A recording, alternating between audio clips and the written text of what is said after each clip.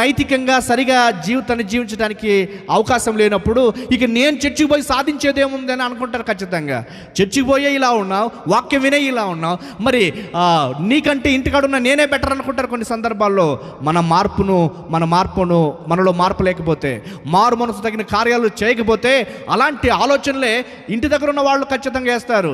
అంత దూరం వెళ్ళిపోయినా వేస్టే, నాకంటే నీకంటే నేను బెటర్ అంటారు. ఎందుకంటే మన మార్పు అలా ఉంటుంది. జాగ్రత్త సోదరి, జీవితాన్ని మార్చుకోవటానికి మనం ఇష్టపడదాం.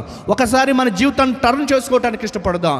ఏదైతే అంతకుముందు నీవు చేస్తూ వచ్చావో దాన్ని వదిలిపెట్టడానికి ఇష్టపడదాం. నేను గుర్తు చేస్తున్నా, పాపం చాలా ఈ రోజుల్లో అత్యధికంగా జరుగుతున్న భయంకరమైన దుస్థితి ఏంటంటే పాపం ఎంతగా అంటే మనిషిని పట్టి పీడిస్తూ ఉంది. ఓ మాటలు చెప్పాలంటే నేను గుర్తు చేస్తున్నా, అందము శాశ్వతం కాదు, యవ్వనము శాశ్వతం కాదు.